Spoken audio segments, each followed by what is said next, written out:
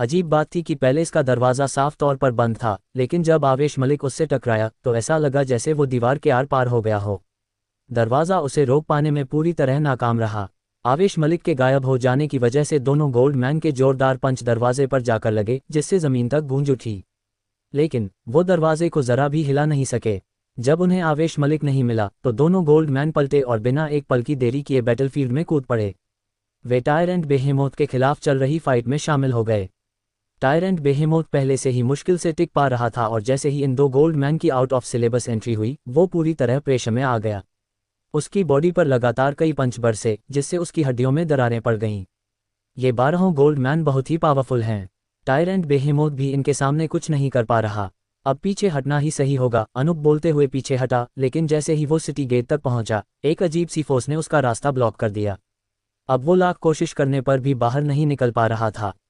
अनूप ने अपनी पूरी स्ट्रेंथ इकट्ठा की और बार बार अटैक किया, लेकिन फिर भी वो उस फोर्स को ब्रेक कर बाहर नहीं निकल सका। कोशिश करने का कोई फायदा नहीं है। मैंने पहले ही अर्थ एलिमेंटल बीस्ट से ट्राई कर लिया था, वो तो अर्थ एस्केप यूज करके भी नहीं निकल पाया। आशु पहले ही ट्राई कर चुका था। अगर निकलने का कोई रास्ता होता तो वो टायरेंट बेहेमोथ को उन 12 गोल्डमैन के अटैक्स झेलने के लिए कभी नहीं छोड़ता। आवेश मलिक खुद ट्रेजर लेने पैलेस के अंदर भाग गया और हमें यहाँ मरने के लिए छोड़ गया। ये तो साफ साफ धोखा है, अनूप ने गुस्से में कहा। ऐसा ज़रूरी नहीं है, आशु ने जवाब दिया। हालांकि ये 12 गोल्डमैन बहुत पावरफुल हैं, इनकी स्ट्रेंथ और कॉन्स्टिट्यूशन एक्सट्रीम लेवल का है, लेकिन ये बहुत फास्ट नहीं हैं। जब तक हम उनसे हेड ऑन फाइट नहीं करते, हमारे लिए ये इंश्योर करना आसान होगा कि वो हमें जल्दी ना मार सकें। असली प्रॉब्लम यह है कि अब हम पैलेस के अंदर कैसे जाएं? क्या हम सच में आवेश मलिक के बाहर आने का इंतज़ार करते रहें? ये कहते हुए आशु ने टायरेंट बेहेमोथ को वापस बुला लिया। टायरेंट बेहेमोथ जैसे ही गायब हुआ, 12 गोल्डमैन, जिनका असली टारगेट वही था, तुरंत अपना रुख बदलकर आशु और अनूप की तरफ दौड़ पड़े। आशु उनका इंतज़ार नहीं करता रहा। उसने अपनी मूवमेंट टेक्निक का इस्तेमाल करते हुए सीधे 12 गोल्डन मैन की तरफ दौड़ लगा दी। वो काफ़ी देर से किनारे खड़ा होकर सब कुछ बारीकी से देख रहा था और अब तक उसे इन 12 गोल्डन मैन की एबिलिटीज़ का मोटा मोटा अंदाज़ा हो चुका था। उन्हें मारना आसान नहीं था, लेकिन सर्वाइव करना भी ज़्यादा मुश्किल नहीं था। आशु ट्रांसेंडेंट फ्लाइंग इमॉर्टल का इस्तेमाल करते हुए 12 गोल्डमैन के बीच में लगातार आ जा रहा था। गोल्डमैन पावरफुल तो थे, लेकिन उनमें कुछ हद तक भारीपन था और इसी वजह से वे आशु को छू भी नहीं पाए। अनूप भी तेजी से गोल्डमैन के अटैक्स को डॉज करता रहा। उसे भी मूवमेंट टेक्निक में महारत हासिल थी और वो आशु से कुछ खास कमज़ोर नहीं था। जब उन दो गोल्डमैन ने पैलेस के दरवाजे पर पंच मारे थे तो दरवाज़ा ज़रा भी नहीं हिला था। मुझे लगता है कि ब्रूट फोर्स से वो दरवाज़ा खुलने वाला नहीं है, वरना आवेश मलिक को दीवार से आर पार जाने की ज़रूरत ही क्या थी। लेकिन हम दीवारों से नहीं गुजर सकते, इसलिए अंदर जाना आसान नहीं होगा, अनूप ने डॉज करते हुए कहा। मुश्किल है तो भी कोशिश तो करनी ही पड़ेगी। तुम दुनिया के सबसे बड़े चोर नहीं हो क्या? ऐसा चोर दरवाज़ा भी नहीं खोल सकता, आशु ने कहा। दरवाज़ा खोलना मुश्किल नहीं है, लेकिन उसके लिए टाइम चाहिए, और अभी तो ये 12 के 12 गोल्डन मैन हमारे पीछे पड़े हैं। कोई रास्ता नहीं बचा है। ऐसे में मेरे पास टाइम कहाँ है दरवाज़ा खोलने का? अनूप ने मायूस होकर कहा। मैं उन्हें रोकता हूँ, तुम उस मौके का फ़ायदा उठाकर दरवाज़ा खोलो, थोड़ी देर सोचने के बाद आशु ने कहा। तुम उन्हें कैसे रोकोगे? टायरेंट बेहेमोथ तक उनके सामने टिक नहीं पाया। क्या तुम्हारे पास उससे भी स्ट्रॉन्ग कोई कंपेनियन बीस्ट है? अनूप ने हैरानी से पूछा। मेरे पास उससे ज़्यादा स्ट्रॉन्ग कोई कंपेनियन बीस्ट नहीं है, लेकिन अगर मुझे उन्हें रोकना ही है तो मुझे पावरफुल कंपेनियन बीस्ट्स की ज़रूरत नहीं है, मुझे बस उनकी मार झेलनी है, आशु ने कहते हुए एक कंपेनियन बीस्ट बुला लिया। अनूप ने गौर से देखा और उसे एहसास हुआ कि आशु ने जो कंपेनियन बीस्ट बुलाया था वो उसके लिए अजनबी नहीं था। सिर्फ जाना पहचाना ही नहीं, वो तो कभी उसका खुद का था। बाद में उसने खुद ही उसे आशु को लौटा दिया था। क्या सच में तुम इसे इस्तेमाल करोगे उन 12 गोल्डमैन को ब्लॉक करने के लिए? क्या तुम पागल हो गए हो? अनूप हैरान था। उसने पहले आशु से fee and armour tiger soul general चुरा लिया था, इसलिए वो उसकी एबिलिटी को अच्छे से जानता था। वो जानता था कि ये एक एपिक कंपेनियन बीस्ट है। उसके नज़रिए से आशु इस fee and armour tiger soul general से उन 12 गोल्डमैन का मुकाबला नहीं कर सकता था, ये नामुमकिन था। मैं ट्राई तो कर ही सकता हूँ, क्या पता काम कर जाए। आशु ने करिश्मा को गोद में उठाया हुआ था और लगातार सिटी के चारों ओर गोल्डमैन के अटैक से डॉज करता हुआ घूमता रहा। 12 के 12 गोल्डमैन की सबसे ज़्यादा खतरनाक चीज़ उनकी स्ट्रेंथ नहीं, बल्कि उनका डिफेंस था। यहाँ तक कि एब्सोल्यूट स्ट्रेंथ रखने वाला टायरेंट बेहेमोथ भी उन्हें कोई गहरा जख्म नहीं दे पाया था। इससे ऑब्वियस हो जाता है कि उनकी बॉडी कितनी पावरफुल थी। जैसे ही फी and armour tiger soul general appear हुआ, वो सड़क पर मौजूद ब्रॉन्ज मैन से घिर गया। लेकिन fee and armour tiger soul general को इसकी जरा भी परवाह नहीं थी। उसके नीचे मौजूद टाइगर पागलों की तरह ब्रॉन्ज मैन पर टूट पड़ा। उसके हाथ में पकड़ा हुआ स्पीयर एक पल में 3 ब्रॉन्ज मैन को ऐसे चीरता चला गया जैसे कोई शख्स फलों की कैंडी की सीख पर टुकड़े चढ़ा रहा हो।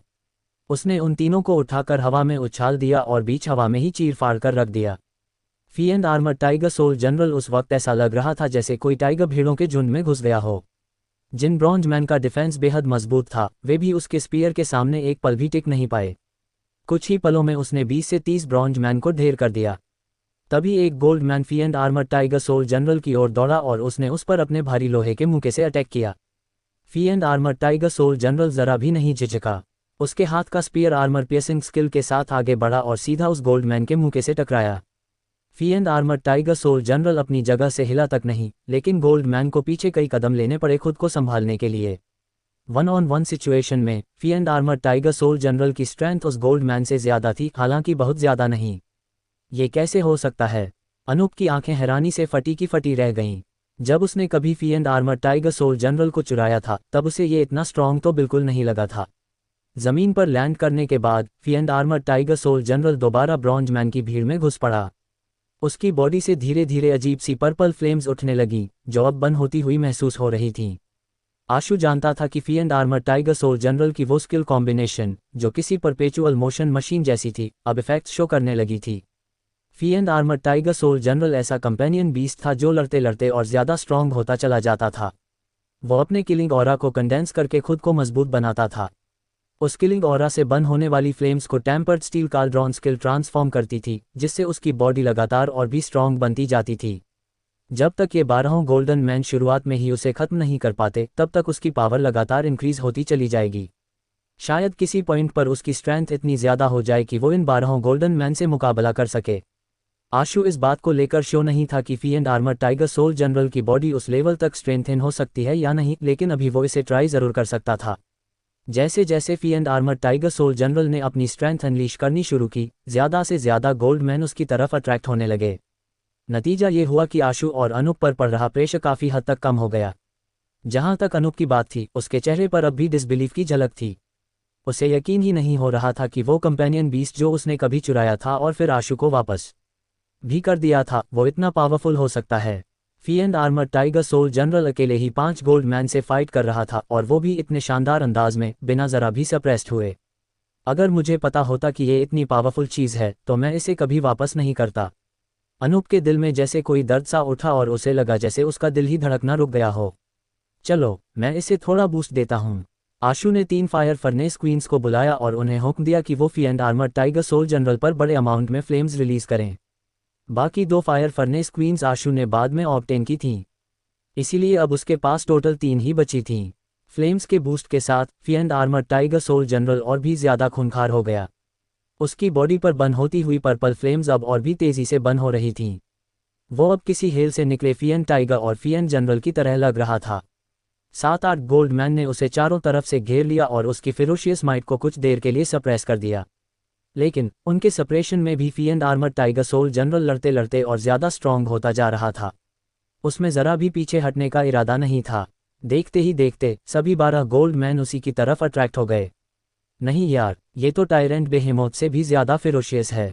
अनूप को ऐसा लगा जैसे किसी ने उसके दिल में कई छुरियां एक साथ भोंक दी हों। उसने इतना खतरनाक कंपेनियन बीस्ट चुराया और फिर उसे वापस कर दिया। अब जब वो इस बात को सोचता था, तो उसका मन करता था कि या तो दीवार में सिर मार ले या खुद को जोर से एक थप्पड़ जड़ दे। 12 गोल्ड मैन के घातक घेरे में fee and armour tiger soul general लड़खड़ा गया, लेकिन फिर भी उसके हाथ का स्पीयर लगातार घूमता रहा, दुश्मनों से टकराता रहा। उसके नीचे मौजूद वो फिरोशियस टाइगर दहाड़ते हुए दुश्मनों की तरफ झपटा। हालांकि ये सब थोड़ा दर्दनाक जरूर लग रहा था, लेकिन सच्चाई ये थी कि टायरेंट बेहेमोथ भी 12 गोल्डन मैन को रोक नहीं पाया था। जब आशु ने fee and armour tiger soul general की बॉडी से चिंगारियां उड़ती देखी, तो वो घबराया नहीं, बल्कि उसके चेहरे पर खुशी झलक उठी और उसने राहत की सांस ली। अगर शुरू से ही 12 गोल्डन मैन एक साथ उस पर अटैक करते, तो शायद सिर्फ 8 या 9 गोल्ड मैन ही उसे मारने के लिए काफ़ी होते। लेकिन अब fee and armour tiger soul general की स्किल्स एक साइकिल में आ चुकी थीं। वो लड़ते लड़ते लगातार और स्ट्रॉन्ग होता जा रहा था। अब 12 गोल्डन मैन के लिए भी उसे मार पाना नामुमकिन हो चुका था। जब तक उसकी बॉडी ये सब विथस्टैंड कर पाने की हालत में रहेगी, तब तक वो धीरे धीरे इतना पावरफुल हो सकता है कि शायद आखिरी में उन 12 गोल्डन मैन से भी ज़्यादा स्ट्रॉन्ग बन जाए। अब क्या मुहूर्त का इंतज़ार कर रहे हो? जल्दी करो और दरवाज़ा खोलो, आशु ने अनूप से कहा। तभी अनूप अपने ख्यालों की दुनिया से बाहर आया। उसने fee and armour tiger soul general की तरफ एक दुख भरी नज़र डाली और फिर पलटकर पैलेस के दरवाजे की ओर दौड़ पड़ा, उसे खोलने के लिए। Fee and armour tiger soul general पूरी सिटी में तूफान की तरह घूम रहा था और 12 गोल्डमैन का ध्यान पूरी तरह उसी पर फोकस था। अब उनके पास आशु और अनूप की तरफ देखने तक का टाइम नहीं था।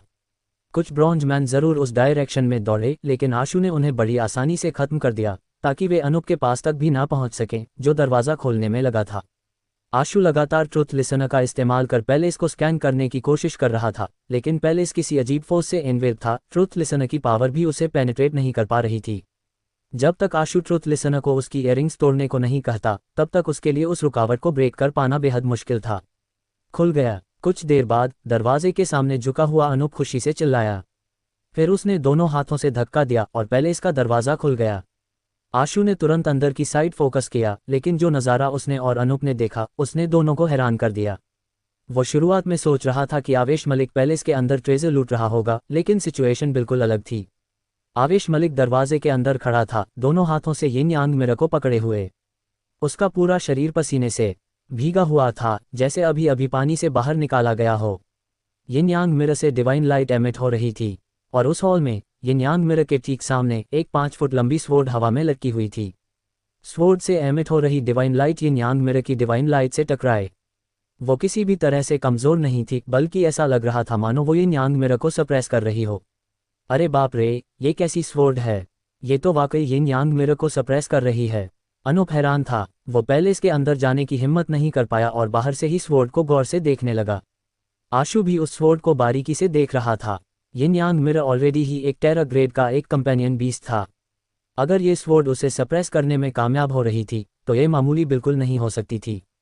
वो एंशिएंट स्वॉर्ड एकदम सिंपल और बिना सजावट वाली थी। असल में वो एक स्टोन स्वॉर्ड थी। उसमें कोई ब्यूटीफुल जेम एम्बेडेड नहीं थे, ना ही स्वॉर्ड या म्यान पर कोई खास डिज़ाइन था। लेकिन उससे निकल रही स्वॉर्ड बीम इतनी डरावनी थी कि देखने वाले की रूह कांप उठती थी। आशु ने स्टोन स्वॉर्ड की तरफ बस एक नज़र डाली और फिर उसकी नज़रें उससे पार कर सीधे उस हॉल की तरफ जाकर ठहर गईं जो उसके पीछे था। The bamboo slips and the sword. Stone sword को एक डिवाइडिंग लाइन की तरह माने तो उसके आगे वाले हॉल में बस कुछ म्यूरल्स और स्टैच्यूज थे, लेकिन उसके पीछे के हॉल में बैम्बू स्लिप्स की कतारें थीं। बैम्बू स्लिप्स पुराने ज़माने में रिकॉर्ड्स रखने का जरिया हुआ करती थीं। तब कागज़ का इन्वेंशन नहीं हुआ था, तो लोग बैम्बू के पतले पीसीस पर वर्ड्स एंग्रेव करते थे, फिर उन्हें एक धागे में पिरोकर इकट्ठा किया जाता था ताकि उन्हें आसानी से पढ़ा और स्टोर किया जा सके। अगर बाहर के दरवाजे से अंदर झांकें तो स्टोन स्वॉर्ड के पीछे वाले हॉल में शेल्फ्स की कतारें दिख रही थीं। उन पर हर तरह की बैम्बू स्लिप्स रखी थीं। उनकी तादाद इतनी ज़्यादा थी कि शायद फेडरेशन की लाइब्रेरी में भी इतना बड़ा कलेक्शन ना हो। लेकिन आशु की नज़र का असली फोकस ये नहीं था। असली बात यह थी कि उन बैम्बू स्लिप्स से एक अजीब सी पावर एमिट हो रही थी। उसी पावर की वजह से स्टोन स्वॉर्ड इतनी खतरनाक स्ट्रेंथ डिस्प्ले कर पा रही थी, जिससे वो यिन यांग मिरर का मुकाबला कर पा रही थी। ये कितना अजीब है, वो स्टोन स्वॉर्ड सच में बैम्बू स्लिप्स की पावर का इस्तेमाल कर रही है। ये तो पहले कभी सुना ही नहीं गया। आशु थोड़ा हैरान था। बुक्स और स्वॉर्ड्स, ये दोनों चीज़ें हमेशा से एक दूसरे के साथ इनकम्पैटिबल मानी जाती थीं, लेकिन अब स्वॉर्ड ने बुक्स के ऑरा को अपना लिया था। ये वाकई में बहुत अजीब था। The clash of power. Anoop ने आशु की तरफ सिर हिलाकर इशारा किया और फिर उसकी नज़र उस हॉल की तरफ गई जहां आवेश मलिक स्टोन स्वॉर्ड के खिलाफ जूझ रहा था। आशु तुरंत अनूप के इरादे को समझ गया। वो मौके का फ़ायदा उठाकर ज़मीन पर पड़े दुश्मन को ख़त्म करना चाहता था। इस वक्त आवेश मलिक अपनी पूरी स्ट्रेंथ लगाकर स्टोन स्वॉर्ड का मुकाबला कर रहा था। यही उसे मार गिराने का सबसे बेस्ट मौका था। आशु भी थोड़ा डगमगाया। अगर वो यहीं पर आवेश मलिक को ख़त्म कर देता तो आगे चलकर उसे उससे सावधान रहने की ज़रूरत नहीं रहती। उसे डर था कि कहीं उसका अंजाम भी लॉर्ड अल्कोहल और आर्यवीर जैसा ना हो जाए। जैसे ही वो एक बड़ा रिस्क लेने का सोच ही रहा था, आवेश मलिक के हाथ में मौजूद यिन यांग एंशिएंट मिरर अचानक स्पिन हो उठा, जिसके साथ ही मिरर पर फैली डिवाइन लाइट वाइट से ब्लैक हो गई और वो ब्लैक लाइट सीधे स्टोन स्वॉर्ड की तरफ उछल पड़ी। एक तेज स्वॉर्ड हम के साथ स्टोन स्वॉर्ड म्यान से बाहर निकल आए और देखते ही देखते वो एक बेजोड़ स्वॉर्ड बीम में ट्रांसफॉर्म हो गई, जो सीधे आवेश मलिक की तरफ स्लैश करती चली गई। यिन यांग एंशिएंट मिरर से निकली मिरर बीम उस स्टोन स्वॉर्ड के सामने टिक ही नहीं पाए और स्वॉर्ड ने उसे चीर कर रख दिया।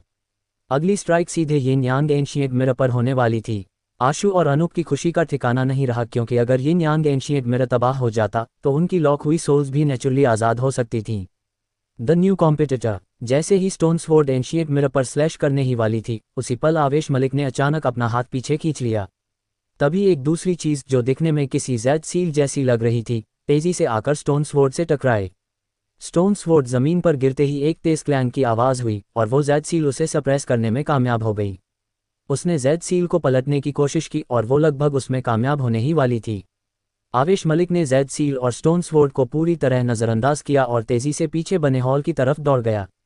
एक झलक में ही वो नज़रों से ओझल हो गया। लगभग उसी पल जब वो उस हॉल में दाखिल हुआ जहां बैम्बू स्लिप्स का ढेर लगा था, स्टोन स्वॉर्ड की स्वॉर्ड बीम ने जेड सील को बीच से काट दिया और वो शटर हो गई। स्टोन स्वॉर्ड हवा में चक्कर लगाती रही, लेकिन उसने हॉल के अंदर की तरफ पीछा नहीं किया। वो बस वापस अपनी म्यान में लौट आए। हरामजादा, हमें ये पहले ही कर लेना चाहिए था, अनूप ने अफसोस भरे लहजे में कहा। लेकिन आशु ने सिर हिलाते हुए जवाब दिया, कोई फायदा नहीं होता। आवेश मलिक ने सिर्फ तब जान जोखिम में डाली जब उसने हमारे अंदर उसके लिए मारने की नीयत महसूस की।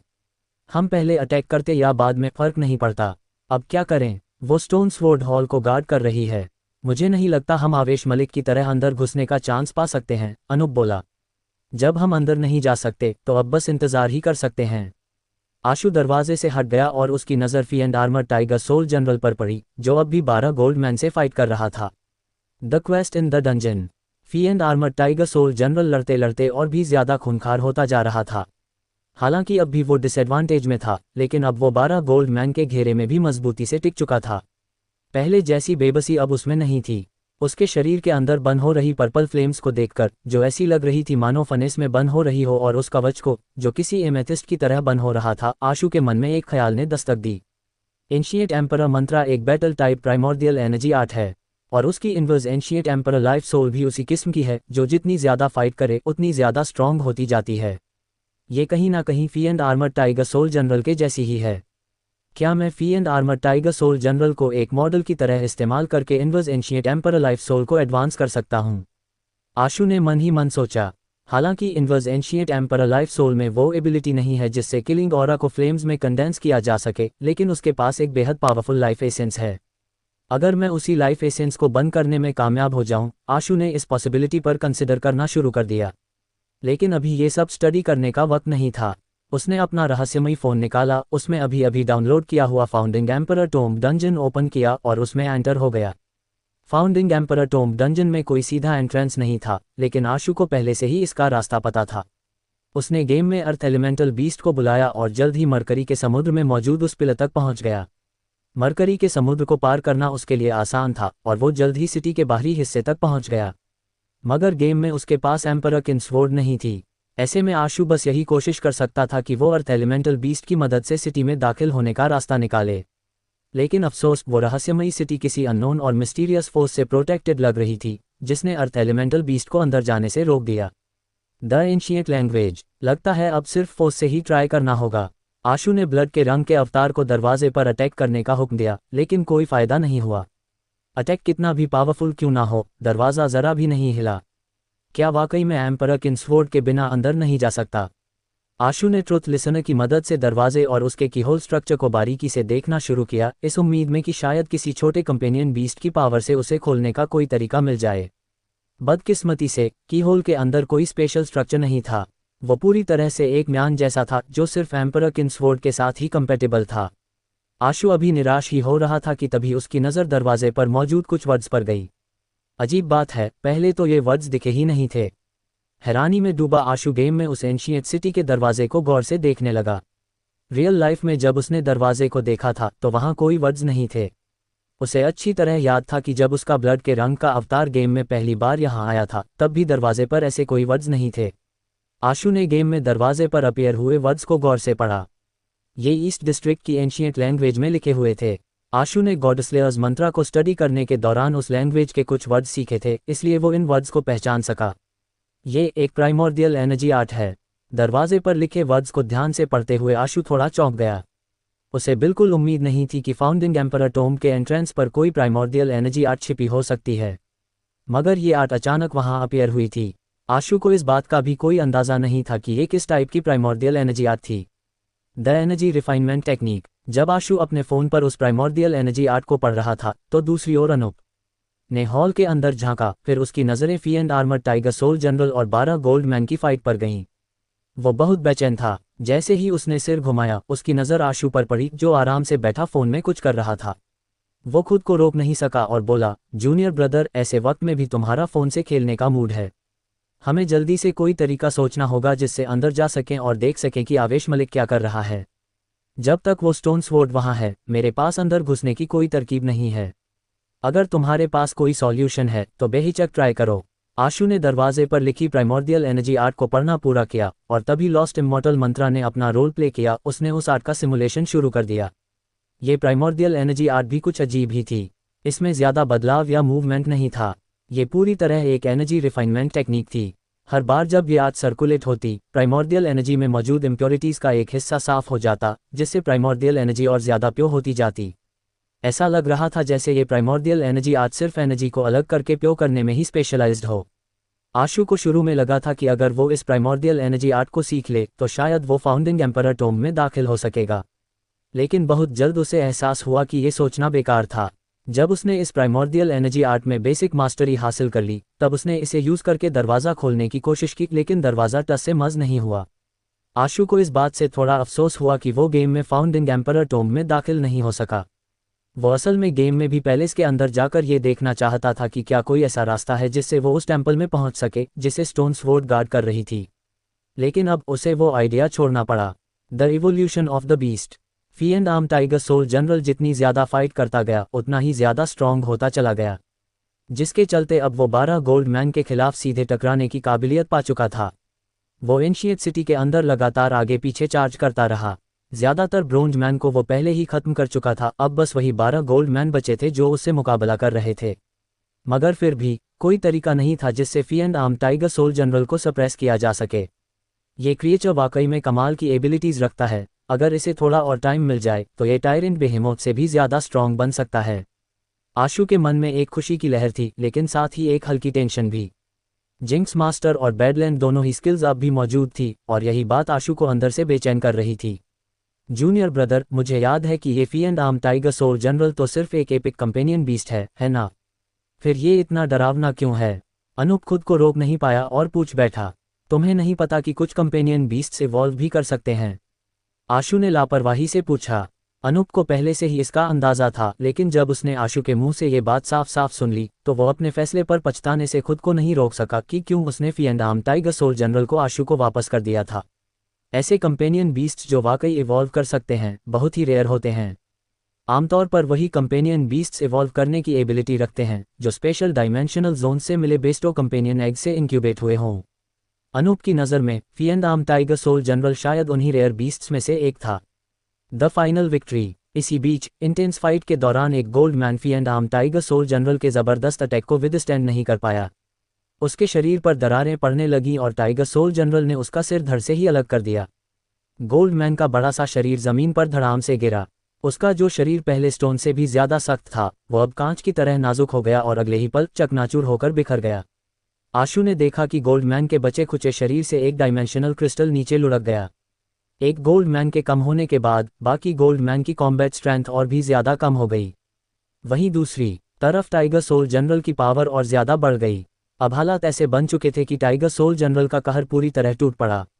बाकी बचे 11 गोल्ड मैन अब उसके सामने पूरी तरह सप्रेस हो चुके थे। Fiend arm tiger soul general battlefield पर एक ऐसी किलिंग मशीन की तरह था जिसे थकान का कोई एहसास ही नहीं था। वो जितना ज़्यादा लड़ता उतना ही ज़्यादा खूंखार होता जाता। उसने बचे हुए गोल्ड मैन को पीछे हटने पर मजबूर कर दिया और कुछ ही देर में एक और गोल्ड मैन उसके हाथों मारा गया। इससे गोल्ड मैन की कॉम्बैट स्ट्रेंथ और ज़्यादा कमज़ोर हो गई। बाकी बचे हुए गोल्ड मैन को भी टाइगर सोल जनरल ने एक एक करके ख़त्म कर दिया। जब आखिरी गोल्ड मैन भी ज़मीन पर ढह गया तो पूरी एंशियंट सिटी में अब कोई भी जिंदा डायमेंशनल क्रिएचर नहीं बचा था। आशु पास गया ताकि वह बैटलफील्ड क्लियर कर सके और ब्रोंज और गोल्ड मैन से ड्रॉप हुए कंपेनियन एग्स और डायमेंशनल क्रिस्टल्स को इकट्ठा कर सके। 12 गोल्ड मैन में सिर्फ एक से ही डायमेंशनल क्रिस्टल ड्रॉप हुआ, लेकिन वह एक प्राइमोर्डियल एनर्जी स्किल क्रिस्टल था। आशु ने चुपके से अपना फ़ोन निकाला और उसे स्कैन किया। फिर उसने देखा कि गोल्ड मैन के इस प्राइमोर्डियल एनर्जी स्किल क्रिस्टल की रिक्वायरमेंट्स काफ़ी सिंपल थीं।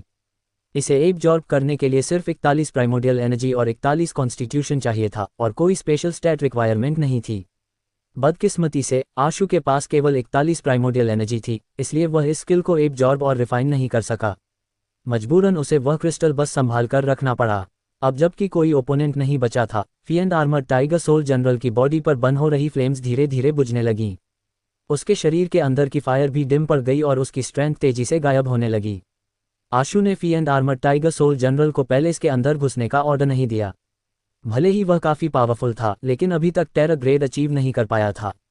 अगर वह स्टोन स्वॉर्ड से फाइट करता तो शायद उसे भारी नुकसान उठाना पड़ता।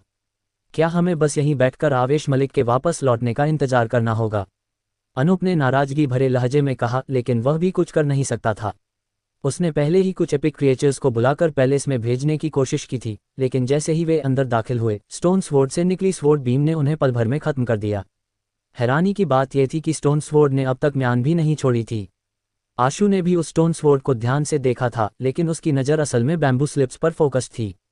हालांकि स्टोन स्वॉर्ड बहुत स्ट्रांग है, लेकिन उसकी एनर्जी का सोर्स शायद ये बैम्बू स्लिप्स हैं। अगर मैं इन स्लिप्स को डिस्ट्रॉय कर पाऊँ तो हो सकता है स्टोन स्वॉर्ड की पावर काफ़ी हद तक कम हो जाए। तब शायद वहां तक पहुंचना मुमकिन हो, आशु ने मन ही मन सोचा। बदकिस्मती से वह बैम्बू स्लिप्स उस हॉल के अंदर थीं जो स्टोन स्वॉर्ड के पीछे था। यानी उन स्लिप्स तक पहुंचने के लिए पहले स्टोन स्वॉर्ड को पार करना पड़ता और यह काम बिल्कुल भी आसान नहीं होने वाला था। आशु कुछ पल सोचता रहा, फिर उसने अपने मिनी कंपेनियन बीस्ट ब्लड थ्रेडवॉर्म को बुलाया। उसने उसे पैलेस के अंदर भेजा ताकि देखा जा सके कि क्या वह स्टोन स्वॉर्ड की प्रोटेक्शन से बचते हुए हॉल में घुसकर बैम्बू स्लिप्स को तबाह कर सकता है। लेकिन जैसे ही ब्लड थ्रेडवॉर्म पैलेस के अंदर दाखिल हुआ, स्टोन स्वॉर्ड से निकली स्वॉर्ड बीम ने उसे वहीं खत्म कर दिया। माइक्रो साइज कंपेनियन बीस्ट भी काम नहीं आ रहे। आशु की पलकें हल्के से सिकुड़ गईं। ऐसा नहीं था कि आशु के पास और कोई सॉल्यूशन नहीं था, लेकिन उन सॉल्यूशंस को ट्राई करने के लिए उसे खुद टेंपल के अंदर एंटर होना पड़ता, और तब ही पता चलता कि वे वाकई कारगर होंगे या नहीं। आशु उस रिस्क को लेने को तैयार नहीं था। एक ऐसी स्टोन स्वॉर्ड जो टेरर ट्रांसफॉर्मेशन को यूज कर सकती थी, वह उसके लिए बेहद खतरनाक थी। वह क्या है? अनूप अचानक एंशिएंट सिटी की ओर इशारा करते हुए डर से चिल्लाया। आशु ने गर्दन घुमाई तो देखा कि सिटी के अंदर से एक आंखों को चुंधिया देने वाला लाइट पिला आसमान की तरफ गया, बिल्कुल वैसे ही जैसे अवेंजर्स मूवी में थॉर की एंट्री होती है। वह सीधा इस अंडरग्राउंड वर्ल्ड की पत्थर की छत, जो गुंबद की तरह थी, से जा टकराया और पूरी अंडरग्राउंड टूम को रोशनी से भर दिया। आशु के मन में बेचैनी की लहर दौड़ गई। वह ट्रुथ लिसनर का यूज करके उस स्टोन पिलर को स्कैन करने ही वाला था कि तभी उसने देखा एक परछाई उस रोशनी के अंदर से बाहर आ रही थी। इंसान। आशु की त्योरियां चढ़ गईं। नहीं, ये भी सही नहीं लग रहा। गार्जियन। वह भी नहीं लगता। वह परछाई क्या थी, ये समझने में आशु को भी दिक्कत हो रही थी। वह परछाई देखने में इंसान जैसी ही लग रही थी। उसका चेहरा, पहनावा, सब कुछ इंसानों जैसा था, लेकिन उसकी मौजूदगी में जो ऑरा था, वह किसी गार्जियन की तरह सेंस हो रहा था। क्या ये? आशु के जेहन में अचानक युगराल का ख्याल आया। उसके सामने मौजूद ये क्रिएचर बिल्कुल किसी इंसान और गार्जियन के फ्यूजन जैसा ही लग रहा था, लेकिन उसमें और युगराल में एक अहम फर्क था। युगराल ने गार्जियन को एब्जॉर्ब करके खुद से फ्यूज किया था, लेकिन उसमें अब भी युगराल ही डोमिनेंट था। मगर यह क्रिएचर, इसे देखकर ऐसा लग रहा था जैसे इसका झुकाव पूरी तरह गार्जियन की तरफ था। अनूप ने भी आंखों में फिक्र के साथ उस क्रिएचर को ऊपर से नीचे तक देखा, जो हवा में एक एक कदम बढ़ाता हुआ उनकी ओर आ रहा था। उसके पुराने स्टाइल की चौड़ी स्लीव्स वाले कपड़े और लंबा रोब बिना किसी हवा के भी लहराते जा रहे थे। जब वह करीब आया तो आशु और अनूप ने उसकी अपीयरेंस साफ साफ देखी। वह एक बुजुर्ग आदमी था, वाइट बाल और दाढ़ी वाला, जिसने पुराने वक्त के ट्रेडिशनल कपड़े पहन रखे थे। इकलौती चीज़ जो इस बुजुर्ग को एक आम इंसान से अलग बनाती थी, वह थी उसकी स्किन, जो किसी जेड की तरह ट्रांसपेरेंट और क्रिस्टलाइन थी। जब उन्होंने देखा कि वह बुजुर्ग सीधे पैलेस के दरवाजे की तरफ बढ़ रहा है, तो आशु और अनूप बिना देर किए पीछे हट गए। लेकिन वह बुजुर्ग जैसे उन्हें देख ही नहीं रहा था। बिल्कुल अनदेखा करते हुए वह सीधा पैलेस के दरवाजे से होते हुए अंदर चला गया। जैसे ही वह बुजुर्ग हॉल के अंदर दाखिल हुआ, स्टोन स्वॉर्ड ने तुरंत एक टेरिफाइंग स्वॉर्ड बीम शूट की, मानो वही बुजुर्ग को खत्म कर देना चाहती हो। बुजुर्ग ने उस स्वॉर्ड बीम को बिल्कुल सामने से देखा और तभी उसके शरीर में एक जमीन आसमान हिला देने वाला बदलाव शुरू हो गया। उसका फ्लैश, ब्लड, स्किन और कपड़े, सब कुछ एक ही पल में जेड फॉर्म में ट्रांसफॉर्म हो गया। ऐसा लग रहा था जैसे पूरा शरीर ही किसी रहस्यमयी जेड स्टैच्यू में तब्दील हो गया हो। स्वॉर्ड बीम उसके उस जेड जैसे शरीर से टकराई, लेकिन उसने बस एक हाथ हिलाया और बीम उसी पल चकनाचूर हो गई। Terror transformation. आशु के मन में खलबली मच गई। स्टोन स्वॉर्ड की स्वॉर्ड बीम को इस तरह तोड़ देना इस बात की तरफ इशारा कर रहा था कि वह बुजुर्ग एक टेरर ग्रेड एक्सपर्ट था। स्टोन स्वॉर्ड ने जरा भी देर किए बिना खुद को म्यान से बाहर निकाला और एक इनविजिबल स्वॉर्ड बीम के साथ बुजुर्ग की तरफ स्लैश कर दिया। वह जेड जैसा बुजुर्ग अचानक आगे बढ़ा और दोनों हाथों से स्टोन स्वॉर्ड को पकड़ ली। कुछ पलों के लिए एक स्टेलमेट की सिचुएशन बन गई। स्टोन स्वॉर्ड आगे नहीं बढ़ पा रही थी, लेकिन बुजुर्ग भी उसे पीछे नहीं धकेल पा रहा था। इंसान और स्वॉर्ड के बीच एक डेडलॉक बन गया था। ये बुजुर्ग आखिर है कौन? ये तो सच में स्टोन स्वॉर्ड की पावर विथस्टैंड कर पा रहा है, अनूप ने हैरानी से कहा। लेकिन आशु ने एक शब्द भी नहीं कहा। एक फ्लैश के साथ वह लाइटनिंग बोल्ट की तरह कूदते हुए पैलेस के अंदर घुस गया। अनूप ने भी तुरंत रिएक्ट किया। उसने दांत भींचे और पूरे जोर से दौड़कर पैलेस में दाखिल हो गया। स्टोन स्वॉर्ड और वह जेड जैसा बुजुर्ग अब भी उसी डेडलॉक में अटके हुए थे। उनमें इतनी स्ट्रेंथ नहीं बची थी कि आशु और अनूप को रोक पाते। एक पल में ही दोनों हॉल के अंदर पहुंच चुके थे, जहां वह बैम्बू स्लिप्स रखे थे। जब आशु ने देखा कि वह बुजुर्ग अब भी स्टोन स्वॉर्ड के साथ डेडलॉक में फंसा हुआ है, तो उसने और आगे भागने की कोई जल्दी नहीं की। उसने बड़े आराम से रैक से एक बैम्बू स्लिप निकाली और खोलकर देखने लगा। अंदर देखा तो उसमें रूल्स और नियम कायदे लिखे थे। उसे अजीब सा लगा, इसलिए उसने कुछ और बैम्बू स्लिप्स अलग अलग शेल्फ से निकालकर देखी। सब एक जैसी थीं। ये देखकर उसे हैरानी हुई। सुना था कि उस जमाने में एम्परर किन वारलॉक्स के बताई गई आर्ट ऑफ लॉन्गेविटी में यकीन रखता था। मैंने तो सोचा था कि उसके साथ जो बुक्स दफन की गई हैं वह एल्केमी और आर्ट ऑफ लॉन्गेविटी से जुड़ी होंगी, लेकिन ये तो सब लॉ बुक्स निकली। आशु चलते हुए यूं ही बैम्बू स्लिप्स पलटता रहा और देखा कि कहीं भी एल्केमी से जुड़ी कोई भी इंफॉर्मेशन दर्ज नहीं थी। सबके सब सिर्फ कानूनों से रिलेटेड थे। जूनियर ब्रदर, तुम अभी तक गए क्यों नहीं? उन बैम्बू स्लिप्स में ऐसा क्या मिल गया जो तुम्हें इतनी दिलचस्पी हो रही है? अनूप ने भी कुछ स्क्रॉल पलटे, लेकिन जब देखा कि वह भी कानून और नियम ही थे तो उसका मन उचट गया। आशु ने बैम्बू स्लिप्स को वापस रखा और अपनी रफ्तार तेज कर दी। वह और अनूप पैलेस के पिछले हिस्से तक पहुंचे, जहां एक और दरवाजा था, लेकिन वह पहले से ही खुला हुआ था। जाहिर था कि यह काम आवेश मलिक का था। दरवाजे के ठीक सामने एक जेड से बनी स्क्रीन खड़ी थी। दोनों ने स्क्रीन का चक्कर काटकर जैसे ही अंदर का नजारा देखा तो चौंक गए। जमीन पर चारों तरफ टूटे हुए ब्रोंज और जेड के टुकड़े बिखरे हुए थे, जैसे वहां अभी अभी कोई सीरियस बैटल हुई हो। लेकिन वहां कोई इंसान नजर नहीं आ रहा था, ना ही कोई ऐसा दरवाजा दिख रहा था जो किसी और जगह की ओर जाता हो सकता है कहीं कोई सीक्रेट डोर हो, अनूप ने दीवारें टटोलते हुए कहा, इस उम्मीद में कि शायद कोई खुफिया रास्ता मिल जाए। रुको जरा, इधर देखो। उस पूल के पानी में कुछ गड़बड़ लग रही है। आशु ने एक पूल की तरफ इशारा किया। उस पूल का पानी पूरी तरह ब्लैक इंक जैसा था, लेकिन उसमें से कोई अजीब स्मेल नहीं आ रही थी। ऐसा नहीं लग रहा था कि पानी की क्वालिटी बदल गई हो, कुछ और ही बात थी जो उसे काला बना रही थी। क्या तुम कहना चाह रहे हो कि इस पूल के नीचे कोई रास्ता है? अनूप ने पूल को गौर से देखा, लेकिन पानी बहुत काला था, जिस वजह से वह कुछ भी साफ साफ नहीं देख सका। मुझे नहीं पता कि नीचे कोई रास्ता है या नहीं, लेकिन इस पैलेस में कोई सीक्रेट डोर नहीं होना चाहिए। आशु पहले ही ट्रूथलेसनेस से पूरे पैलेस को स्कैन कर चुका था। अगर कोई सीक्रेट डोर होता तो उसकी नज़र से छिप नहीं सकता था। क्या हमें नीचे जाना चाहिए? अनूप ने हिचकिचाते हुए कहा। शायद यही हमारा इकलौता ऑप्शन है, आशु ने जवाब दिया और फिर बाहर की तरफ देखा, जहां वह बुजुर्ग अंदर घुस चुका था। स्टोन स्वॉर्ड उसका पीछा कर रही थी और उसका रिएक्शन आवेश मलिक की एंट्री से बिल्कुल अलग था। जहां जहां स्वॉर्ड बीम जा रही थी, लगभग सब कुछ तबाह हो रहा था। बिना किसी हिचकिचाहट के आशु ने करिश्मा को अपनी बाहों में उठाए और सीधे पूल में कूद गया। जैसे ही वह अंदर गया, azure dragon 7 mention primordial energy skill active हो गई, जिसके बाद ऐसा लग रहा था जैसे एक एज्योर ड्रैगन उसके चारों तरफ घूम रहा हो, जो बाहर के ब्लैक लिक्विड को दूर धकेल रहा था। अनूप ने दांत भींचे और आशु के साथ ही नीचे छलांग लगा दी। मगर अजीब बात थी कि उस पूल का ब्लैक पानी बिल्कुल भी उछाल पैदा नहीं कर रहा था। जैसे ही वे अंदर गए, दोनों तेजी से नीचे गिरने लगे। और उनकी स्पीड लगातार बढ़ती जा रही थी, मानो कोई फोर्स उन्हें जोर से नीचे खींच रही हो। जब आशु और अनूप के पैर जमीन से टकराए तो उस जबरदस्त टक्कर से ऐसा लगा जैसे उनकी टांगें फ्रैक्चर ही हो जाएंगी। उन्हें अपने आसपास की चीजें ठीक से देखने का मौका भी नहीं मिला था कि ऊपर से दो और परछायां नीचे लैंड हुईं। उनमें से एक वह जेड जैसा क्रिस्टलाइन बुजुर्ग था और दूसरी वही स्टोन स्वॉर्ड। जैसे ही स्टोन स्वॉर्ड जमीन पर लैंड हुई, हजारों स्वॉर्ड बीम उसमें से बाहर निकली और पूरे इलाके को अपनी चपेट में ले लिया। आशु और अनूप ने तुरंत डॉज किया। आशु ने एक कलाबाजी लगाई और एक ह्यूज ऑब्जेक्ट के पीछे छिप गया। वह ऑब्जेक्ट स्टोन स्वॉर्ड की स्वॉर्ड बीम को ब्लॉक कर पा रही थी। तूफान की तरह बरसती बीम्स उस पर लगातार स्ट्राइक कर रही थीं, लेकिन उसे तोड़ नहीं पा रही थीं। तभी आशु की नज़र उस चीज़ पर गई जिसके पीछे वह छिपा था। वह एक ह्यूज पिलफनेस थी। ये 10 मीटर से भी ऊंची थी और ऐसा लग रहा था जैसे कॉपर से बनी हो। लेकिन यह उस दौर में कॉमनली दिखने वाला ब्रोंज नहीं था। ये तो किसी तरह की पर्पल ब्रोंज से बनी हुई थी। स्वॉर्ड बीम जब इस पर्पल ब्रोंज पिल फनेस से टकराई तो एक तेज दिन की आवाज हुई, लेकिन उस फनेस को जरा भी डैमेज नहीं पहुंचा। आशु ने अंदर झांक कर देखा तो नजर आया कि फनेस के अंदर फ्लेम्स बर्न हो रही थी। वह फ्लेम्स अब वाइट कलर में जल रही थीं और उनका टेम्परेचर सोच से भी हाई था। फिर भी वह पर्पल ब्रोंज पिल फनेस गर्म ही महसूस हो रही थी। अजीब है, मैंने आज तक ऐसा नहीं सुना कि किसी पिल फनेस के अंदर फ्लेम्स जल रही हों। आग तो आमतौर पर फनेस के नीचे होती है ताकि उसका अंदरूनी हिस्सा गर्म किया जा सके, तो फिर यह अंदर से ही क्यों जल रहा है? आशु को यह बात बेहद अजीब लगी। उधर स्टोन स्वॉर्ड उस बुजुर्ग शख्स से भिड़ रही थी और इस मौके का फायदा उठाकर आशु ने चारों ओर का मुआयना करना शुरू किया। तभी उसे हैरानी से पता चला कि वह जगह असल में किसी माउंटेन की पीक थी। इस ह्यूज और घने अंधकार से भरे अंडरग्राउंड स्पेस में एक माउंटेन पीक ने एक बड़ा हिस्सा घेर रखा था। वे लोग उसी माउंटेन के टॉप पर खड़े थे, ऊपर मौजूद स्टोन की गुंबदनुमा छत से बस 20-30 मीटर की दूरी पर।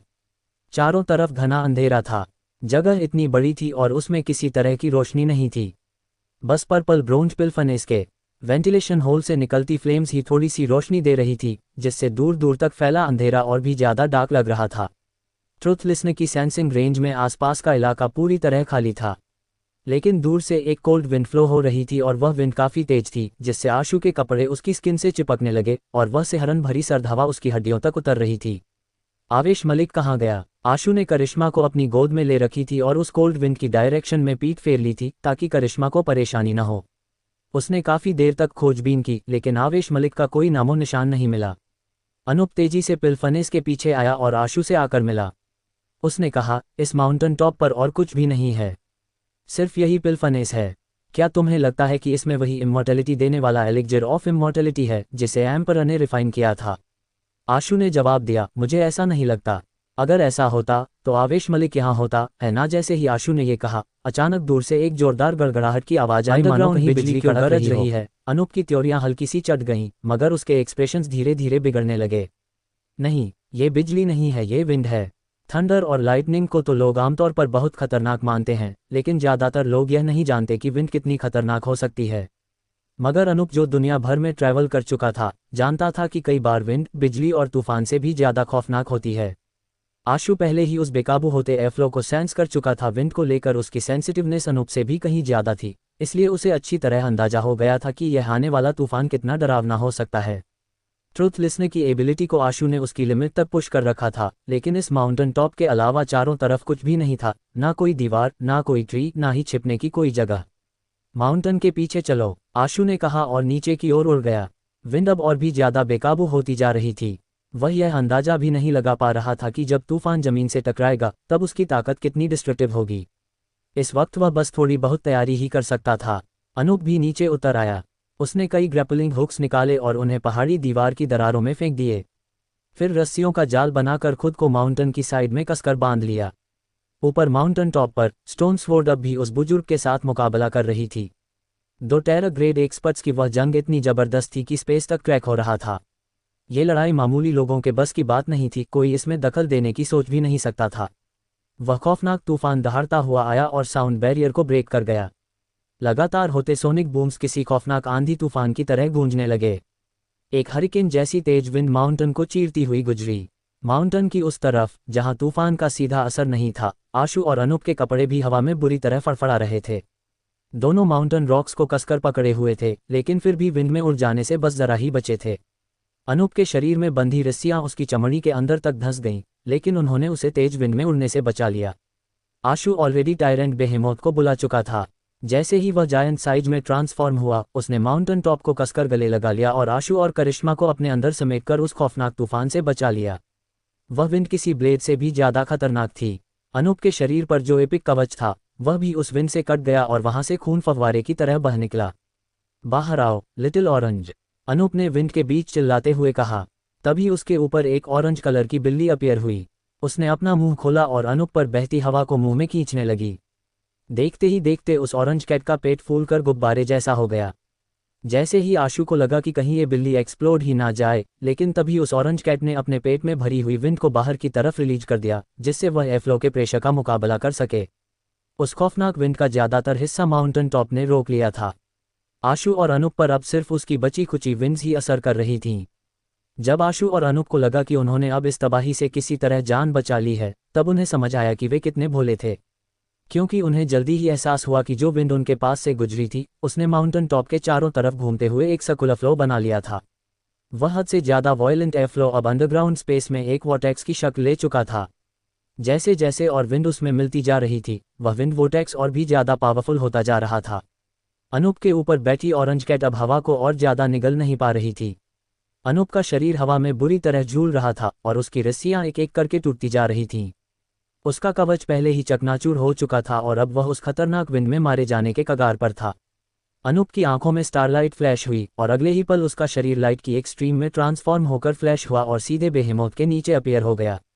उस वक्त टायरेंट बेहेमोथ पूरी स्ट्रेंथ से माउंटेन को गले लगाए हुए था और उस खौफनाक वोर्टेक्स का सामना कर रहा था, यहाँ तक कि उसका मोटा फर तक को वह एयरफ्लो चीरकर जख्मी कर रही थी। यह क्या बकवास है? ये कैसी विंड है? इतनी डरावनी कैसे हो सकती है? अनूप बेहेमोथ के नीचे छिपते हुए आखिरकार थोड़ी राहत की सांस ले पाया, लेकिन फिर भी बड़बड़ाए बिना नहीं रह सका। मुझे तो डर है कि असली खतरनाक विंड तो अभी आई ही नहीं है। आशु के माथे पर चिंता की एक लकीर उभर आई। अंडरग्राउंड स्पेस में वह हरिकेन जैसे बेकाबू होता जा रहा था, मानो वह कभी रुकेगा ही नहीं। अगर विंड की रफ्तार यूं ही बढ़ती रही तो शायद टायरेंट बेहेमोथ भी ज़्यादा देर तक इसे विथस्टैंड नहीं कर पाएगा। बुजुर्ग और स्टोनस्वोर्ड अब भी माउंटेन टॉप पर इंटेंस बैटल में उलझे हुए थे। ऐसा लग रहा था मानो इस स्वोर्ड और बुजुर्ग के बीच कोई गहरा और ना मिटने वाला बैर यानी दुश्मनी हो। स्वोर्ड उसे छोड़ने को तैयार ही नहीं थी और हर हाल में उसे रोक रही थी, जिससे वह भाग नहीं पा रहा था। माउंटेन पीक तूफान की आई ऑफ स्टॉर्म थी, लेकिन वहां विंड की रफ्तार उतनी ज़्यादा नहीं थी। बुजुर्ग और स्टोन स्वोर्ड ठीक उस वोर्टेक्स के सेंटर में लड़ रहे थे और उनका मुकाबला अब भी इंटेंस बना हुआ था। पिलफनेस को स्वोर्ड और बुजुर्ग दोनों के अनगिनत अटैक सफ़र करने पड़े, मगर वह फिर भी सही सलामत थी। मगर जैसे ही विंड वोर्टेक्स पिलफनेस के वेंटिलेशन होल में दाखिल हुआ तो उस विंड ने आग में घी का काम किया, जिससे अंदर की फ्लेम्स और भी ज़्यादा तेज हो गईं। फनेस के ऊपरी वेंट से दहकती वाइट फ्लेम्स बाहर निकलने लगीं। उसके बाद आशु और अनूप ने देखा कि एक जबरदस्त विंड लगातार पिलफनेस के अंदर घुस रही थी, जिससे अंदर की फ्लेम्स बाहर की तरफ भड़कती और फिर उसी वोर्टेक्स में खींचती चली जा रही थी। वह फ्लेम्स अब किसी फायर ड्रैगन की तरह वोर्टेक्स में तेजी से फैलने लगी थी। ऐसा लग रहा था जैसे अब वह पूरा वोर्टेक्स ही फायरी वोर्टेक्स में ट्रांसफॉर्म हो जाएगा। अगर सिर्फ विंड होती तो बेहेमोथ कुछ वक्त तक और टिक सकता था, लेकिन अब जब विंड और फायर एक साथ कंबाइंड हो चुकी थी तो उनकी माइट किसी एनहिलेटिव फोर्स जैसी बन गई थी। इतनी डरावनी पावर शायद बेहेमोथ भी विथस्टैंड नहीं कर पाएगा। माउंटेन टॉप पर चलो। आशु ने टायरेंट बेहेमोथ को वापस रख लिया और करिश्मा को उठाकर पूरी रफ्तार से माउंटेन के टॉप की तरफ उड़ चला। अब जब विंड और फायर का वोर्टेक्स पूरी तरह फॉर्म हो चुका था तो माउंटेन टॉप उस तूफान का आई ऑफ स्टॉर्म बन गया था। वहां ना हवा थी ना फायर, जिससे एक तरह का वैक्यूम जोन फॉर्म हो गया। जो भी विंड माउंटेन टॉप तक पहुंच रही थी वह सीधी पिलफनेस के अंदर जा रही थी और फिर उसके टॉप से बाहर निकल रही थी। इस प्रोसेस ने पिलफनेस के पास एक छोटा सा सेफ जोन बना दिया था। सिर्फ वहीं जाकर कोई इंसान विंड और फायर के कहर से बच सकता था। लेकिन दिक्कत यह थी कि अब पूरी माउंटेन पीक चारों तरफ से फ्लेम से घिरी हुई थी। अगर आशु को उस सेफ जोन तक पहुंचना था तो उसे पहले 100 मीटर मोटे फायर वोर्टेक्स को पार करना होगा। आशु ने डेमन ब्लड ट्रू ड्रैगन से मैनिफेस्ट हुआ कवच पहन रखा था, इसलिए वह टेम्परेचर को अब भी विथस्टैंड कर पा रहा था। मगर उसकी आर्म्स में मौजूद करिश्मा के पास कोई डिवाइन कवच नहीं था, इसीलिए वह शायद इतनी खौफनाक गर्मी को सह ही नहीं पाती। कोई और रास्ता ना देख आशु ने तुरंत सिविलाइजेशन कंट्री पर स्विच किया और उसकी टेलीपोर्टेशन एबिलिटी का इस्तेमाल कर खुद को माउंटेन की पीक पर टेलीपोर्ट कर लिया। अब जब बेहेमोथ वहां नहीं था तो अनूप के पास भी कोई प्रोटेक्शन नहीं थी। उसे मजबूरन आशु के पीछे माउंटेन टॉप की तरफ जाना पड़ा। उसने एक नया कवच बुलाया और फिर एसेंस डिवोरिंग बीस्ट को अपने हाथ से फ्यूज कर लिया। अगले ही पल वह किसी शूटिंग स्टार की तरह जलते हुए फायर वोर्टेक्स को चीरते हुए आगे बढ़ गया। अनूप का पूरा शरीर झुलसकर काला पड़ चुका था। उसके कवच के कई हिस्से मेल्ट हो गए थे, बाल पूरी तरह जल चुके थे और उसके शरीर पर जगह जगह छाले उभर आए थे। उसकी हालत बेहद बुरी हो चुकी थी। जैसे ही वह माउंटेन के टॉप पर पहुंचा, एक स्वॉर्ड बीम उसे लगभग स्लैश ही कर चुकी थी। शुक्र है कि उसके रिफ्लेक्स काफी फास्ट थे। वह तुरंत लुढ़ककर सीधे पिलफनेस के पास एक सेफ जगह पर गिर पड़ा।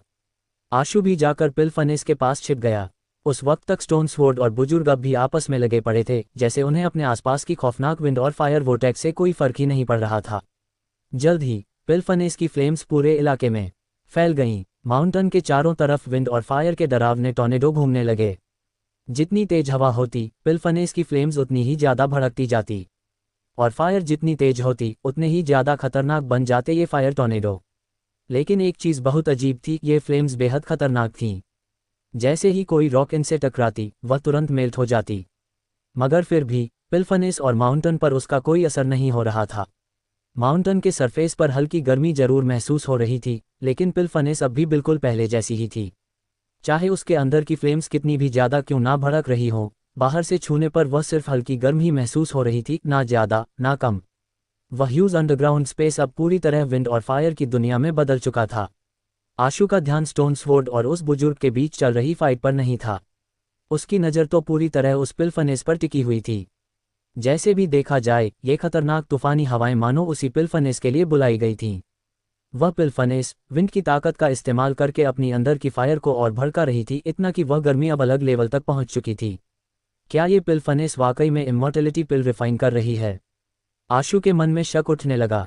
उसने तुरंत अपनी ट्रूथ लिसनर एबिलिटी का इस्तेमाल करके फनेस के अंदर की सिचुएशन को समझने की कोशिश की, लेकिन अंदर विंड और फायर इतनी ज़्यादा वॉयलेंट थी कि वह ज़्यादा कुछ सुन ही नहीं पाया। जैसे ही आशु पिलफनेस को ऑब्जर्व कर रहा था, अंदर अचानक एक लाइट की बीम जगमगा उठी। उफनती हुई फ्लेम्स के बीच भी वह लाइट बहुत साफ दिखाई दे रही थी। आखिरकार वह बाहर आने वाला है। इस दिन का मैंने कितने सालों से इंतजार किया है। बुजुर्ग उस फनेस के अंदर की लाइट देखकर एकदम एक्साइटेड हो उठा। उसके शरीर से जेड जैसा ग्लो एमिट होने लगा और उसने ताकत लगाकर स्टोन स्वॉर्ड को पीछे धकेल दी। फिर वह सीधा पिलफनेस की ओर उड़ गया और एक हाथ से ढक्कन को पकड़कर उसे खोलने की कोशिश करने लगा। लेकिन स्टोन स्वॉर्ड पीछे हटने को तैयार नहीं थी। वह दोबारा हवा में उछली और बुजुर्ग के हाथ पर एक तेज स्लैश किया, जिससे बचने के लिए उसे ढक्कन छोड़ना पड़ा। स्टोन स्वॉर्ड के प्रेशर की वजह से वह कई बार कोशिश के बाद भी ढक्कन नहीं खोल पाया। तूने इतने सालों तक मुझसे लड़ाई की है और अब भी हार मानने को तैयार नहीं है। बुजुर्ग गुस्से से गरजा। वह अचानक पीछे हटा और टेम्पररीली स्टोन स्वॉर्ड से दूरी बना ली। उसके शरीर पर जो जेड लाइट शाइन हो रही थी, वह अब उसके राइट हैंड पर कंडेंस हो गई, जिससे उसका जेड जैसा हाथ और भी ज़्यादा ट्रांसपेरेंट और क्रिस्टलाइन हो गया। स्टोन स्वॉर्ड ने भी जैसे खतरे को भांप लिया था। अब वह पहले की तरह अंधाधुंध आगे नहीं बढ़ रही थी। उसने भी अपनी स्ट्रेंथ को इकट्ठा करना शुरू कर दिया और उसकी ब्लेड पर एक एक कर रहस्यमयी रून्स अपीयर होने लगे। हर एक रून अपने साथ एक अजीब सी पावर लेकर आ रहा था। जैसे जैसे रून अपीयर होते गए, स्वॉर्ड और भी भारी और दबंग महसूस होने लगी। आशु ने गौर से देखा तो उसे एहसास हुआ कि स्टोन स्वॉर्ड पर जो रून्स अपीयर हो रहे थे, वह दरअसल एक लॉ था। सुपीरियर का हुक्म ना मानने वाले को मौत की सजा होगी। इस लॉ के अपीयर होते ही स्टोन स्वॉर्ड में ना जाने कहां से एक बेजोड़ पावर आ गई। वह स्वॉर्ड अब एक सप्रेसिव माइट के साथ बुजुर्ग पर जोरदार स्लैश करने के लिए बढ़ गई। बुजुर्ग का क्रिस्टल जैसा राइट हैंड लगभग उसी पल आगे बढ़ा।